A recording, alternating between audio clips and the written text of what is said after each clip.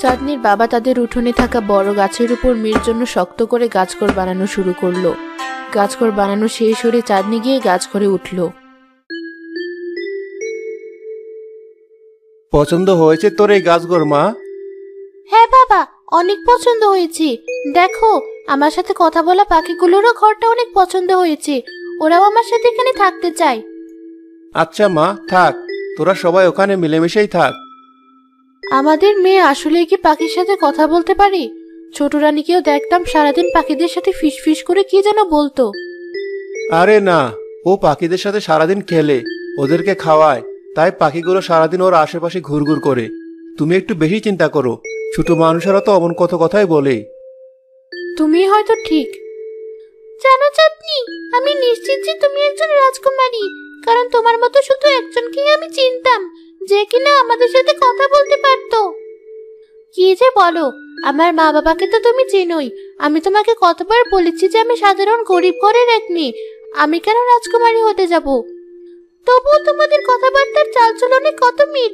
আমি নিশ্চিত তুমি তার মেয়ে না হলেও তার সাথে তোমার কোনো না কোনো ভাবে সম্পর্ক আছে। চাঁদনি, ছোট একটা ছেলে বিপদে পড়েছে, রাস্তায় দাঁড়িয়ে কাঁদছে, তুমি ওকে সাহায্য করো। কোথায়? ঠিক আছে, আমি এখনই যাচ্ছি। মা, আমি আসছি একটু পর।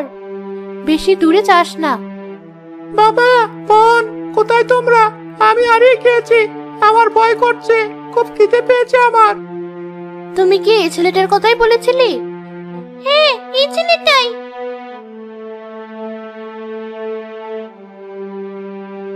মা, তুমি? না, আমি তোমার মা না। তোমার কান্নার শব্দ শুনে এখানে এসেছিলাম। কি হয়েছে তোমার? আমি হারিয়ে গিয়েছি, আমার বাবা আর বোনের গাড়ি থেকে আলাদা হয়ে গিয়েছি। আচ্ছা, আমি তোমাকে নিয়ে যাচ্ছি ওদের কাছে। পাখি, গিয়ে দেখো তো ওর বাবা আর বোন কোথায় আছে। আমি জানি ওরা কোথায় আছে, তুমি চলো আমার সাথে। চাঁদনি রাজের হাত ধরে রাজার গাড়ির কাছে পৌঁছালো। রাজা তার ছেলেকে ফেরত পেয়ে অনেক খুশি হয়ে চাঁদনিকে কিছু স্বর্ণমুদ্রা উপহার দিতে চাইলেন। না না, আমি উপহার পাওয়ার লোভে আপনার ছেলেকে ফিরিয়ে দেইনি, এটা তো আমার দায়িত্ব। তাহলে আমি তোমার মা বাবার সাথে দেখা করে তাদেরকে ধন্যবাদ জানাতে চাই। আমাকে ওদের কাছে নিয়ে চলো। বাবা, তুমি অযথা এত সময় নষ্ট করছো কেন এই অচেনা এক গরিব মেয়ের পিছে? তুমি চুপ থাকো লিলি। মানুষ তোমার উপকার করলে তাকে কিভাবে কৃতজ্ঞতা দেখাতে হয় সেটা একটু শেখো আমার থেকে। সে না থাকলে রাজপুত্রকে হয়তো এত তাড়াতাড়ি খুঁজে পেতাম না আমরা, আর সে সময়ের মধ্যে তার বড় ধরনের কোনো ক্ষতি হয়ে যেতে পারতো।